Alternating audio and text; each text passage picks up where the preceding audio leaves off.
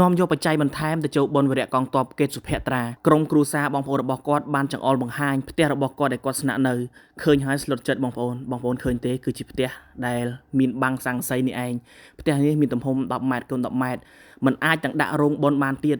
ហេតុដូច្នេះហើយទើបរោងបនរបស់គាត់បានធ្វើសុំអាជ្ញាធរសាងសង់នៅលើផ្លូវមានការបើកចិត្តយ៉ាងទូលាយពីអាជ្ញាធរតែម្ដងដោយឡែកពួកខ្ញុំផ្ទាល់វិញគឺទើបតែរួចការងារពីខាង Boostrong បាទធ្វើម្ហូបជូនបងប្អូនជនភៀសសឹកក៏ឆ្លៀតឈៀងចូលទៅឲ្យបងប្អូនដូច្នេះក៏សូមជូនមគ្គជូនផលទៅកាន់បងប្អូនដែលបានទស្សនាវីដេអូនេះផងហើយយើងក៏កំពុងតែតាមដានព័ត៌មានជាតិរបស់យើងព្រោះថ្ងៃនេះគឺមានការវាយប្រហារយ៉ាងខ្លាំងមែនទែនពីសំណាក់ភាគីខាងថៃមកលើទឹកដីប្រទេសកម្ពុជាសង្ឃឹមថាបងប្អូនទូទាំងប្រទេសនឹងមានសុខសុវត្ថិភាពជាពិសេសគឺវរៈកងទ័ពរបស់យើងអូតែនេះផ្ទះវរៈកងទ័ពកេតសុភ័ត្រាបងប្អូននៅទីនេះផ្ទះនេះគឺតាមដែលដឹងផ្ទះរបស់ម្ដាយទំហំដី10ម៉ែត្រប៊ុនជ្រុងធ្វើរោងអត់កើតទេអញ្ចឹងយើងមកធ្វើរោងនៅខាងលើផ្លូវនេះវិញអាជ្ញាធរគាត់ជួយសម្រួលមានដីធ្វើបនបាទផ្ទះនេះដីមុខនេះរបស់គេទេបាទដីនោះតែត្រឹមផ្កាលឿងហ្នឹងឯងមកបាត់ផ្ទះហ្នឹងឯងដីយើងចាំមិនភ្លេចនោះគឺសម្ដីគាត់ដែលបានថតទុកដោយអ្នកសារព័ត៌មានក៏ដូចជា influencer ល្បីមកចែកចាយល្បីខ្លាំងមែនទែនតែម្ដងបាទធ្វើឲ្យបងប្អូនយើងប្រដុកផ្ដួលក្នុងចិត្តហើយមានបងប្អូនយើងដែល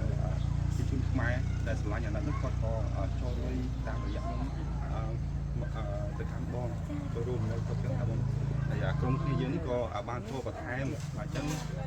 មិនច្រើនទេប្រហែលជា165ដុល្លារថ្ងៃនេះគឺអត់មានបានដកលុយមកទេព្រោះប្រយ័ត្នខោអញ្ចឹងណាបងមានជា QR code មានណា QR code មានទូរស័ព្ទទូរស័ព្ទណាយកទូរស័ព្ទរបស់ប្តីខ្ញុំញ៉ៃមានហ្នឹង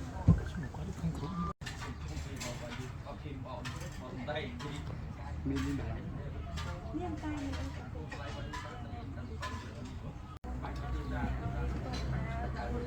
ទីជិតទីឆ្ងាយទីណាក៏ដោយឲ្យជួបតែសុខភាពល្អសុខសុវត្ថិភាពល្អទាំងទៅទាំងមកហើយមានសត្រូវពីវាអាក្រក់មក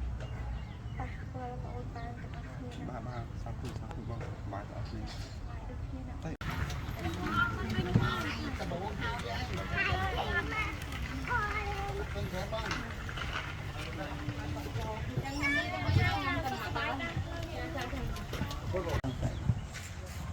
អូតែនេះផ្ទះវរៈកងទ័ពកេតសុភ័ត្រាបងប្អូននៅទីនេះផ្ទះនេះគឺតាមដែលដឹងផ្ទះរបស់ម្ដាយទំហំដី10ម៉ែត្រប៊ុនជ្រុងធ្វើរោងអត់កើតទេអញ្ចឹងយើងមកធ្វើរោងនៅខាងលើផ្លូវនេះវិញអាជ្ញាធរគាត់ជួយសម្រួលមានដីធ្វើបនបាទផ្ទះនេះដីមុខនេះរបស់គេទេបាទដីនោះតែត្រឹមផ្កាលឿងហ្នឹងឯងមកបាត់ផ្ទះហ្នឹងឯងដី